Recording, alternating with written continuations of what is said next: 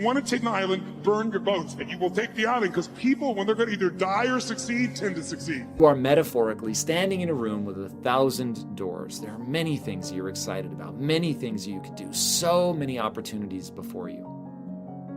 You have much more to you than you could ever imagine. Don't you dare feel that you are defeated, because long as there's blood flowing through your veins, you got work to do, you got business to do. We are all capable of unique things. We are all capable of greatness. We are all capable of getting most of our lives.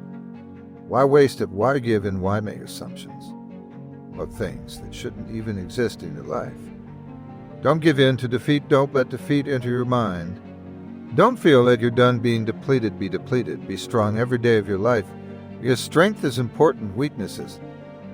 We're going to get tired, but we don't give in to weakness. And the general was looking at his men, and he understood that he needed to literally light a fire within them. He needed to ignite something in them that let them know that he was going to lead them to victory and nothing else. And oftentimes, for many of us, that is a difficult mindset to get into.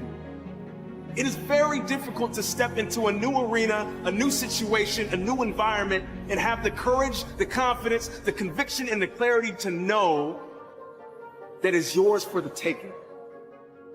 Sometimes it will be time. Sometimes it will be effort. Sometimes it will require isolation. Sometimes it will require you to put yourself in environments where you have to grow. Sometimes it will require you to make new relationships and put yourself in environments that you're not aware of. A reasonable way of conceptualizing it. Now, the one question might be, how error-prone is your conscience, given that you're not omniscient?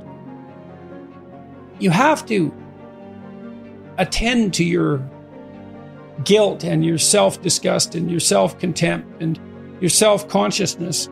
You have to understand that the manifestation of those emotions might well indicate a moral failing on your part, or a lack that needs to be addressed, while at the same time considering that it is not a straightforward matter to deal fairly with yourself, and you can be too tormented by your conscience, too rigid, too responsible, take on too much weight onto yourself, deny yourself in a manner that isn't sustainable, and so forth, that a moral code, a moral way of being, can become too rigid. And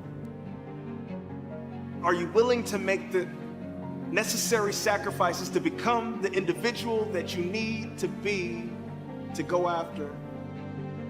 So my question to you, as we step into a new arena, as we're growing into the best version of ourselves, have we burned our boats? I'm on government assistance, and I run out of money, and I had to buy Pampers for Jelani. And I had $11.42 in the bank. And I remember wrapping my son in a towel for 2 days. I remember the second day, like you said, I had my hand on Jelani's stomach, and I said, "Don't worry, baby. Mommy will never be this broke or broken again." And that day, what shifted for me was I was willing, and I don't know if this is gonna sound crazy, and inflexible, and despite its putative aim upward, be something counterproductive. I think most of the way out of that, if there is one, is, well, careful thinking. You have to see what your conscience says. You have to see how you respond. You have to capture that voice and your responses, and you have to think it through. But most of that is done in dialogue with other people rather than as the consequence of internal thought.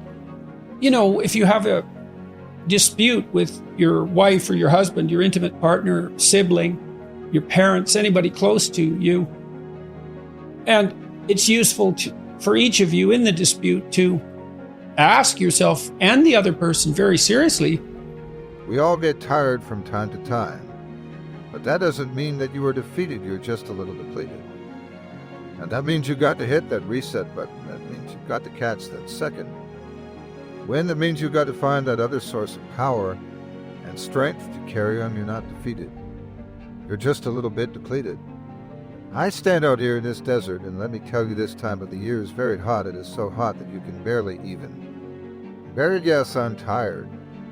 I'm exhausted to stand here and to reach out to so many of you to give you the message that you may need to hear, but yet I am doing what is necessary. I'm depleted, I'm tired, but I'm not defeated. Because I know I got a job to do. The hard part isn't finding opportunity. The hard part is standing in a room full of opportunity and knowing out of those 1,000 doors that are open to you, how to close 999 of them and to have the courage to walk through just one. Most people are so dazzled, distracted, so worried that they're going to choose the wrong one that they never step through one. And so my advice to you is just run around closing doors like crazy, walk through one with reckless abandon, knowing that you can always come back the other side and try something else. And also, if you're young, don't prematurely optimize. Go through a bunch of doors, come back, go in, come back out, go in, come back out. Try a bunch of different things. Find the things that excite you the most. Find the things that the more you engage with it. To the success life is handling time.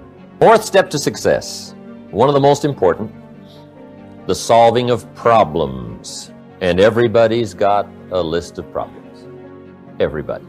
The rich merely ask for a longer list. But solving problems is a real challenge, and there's all kinds of problems: business problems, family problems, personal problems, financial problems, mental problems, emotional problems. We've all got these challenges. But that's the game of life, how to take it like it is and make it like you want it. How to turn resources into productivity. Feed your ideas, feed your dreams, because they're starving right now. You can't push yourself forward. If all you're thinking about is the doubts and the negative things that people are saying, because you're relying more on their ideas and their dreams of you instead of you relying on your own dreams and ideas of yourself, why would you want to surround yourself with people that don't have ideas that are great? Why would you want to surround yourself? Because of a number. You know, a lot of people tend to wonder, oh, how many friends they have and how many people in that corner. I have 8 million followers. I have tens and thousands and thousands and thousands of people that support me.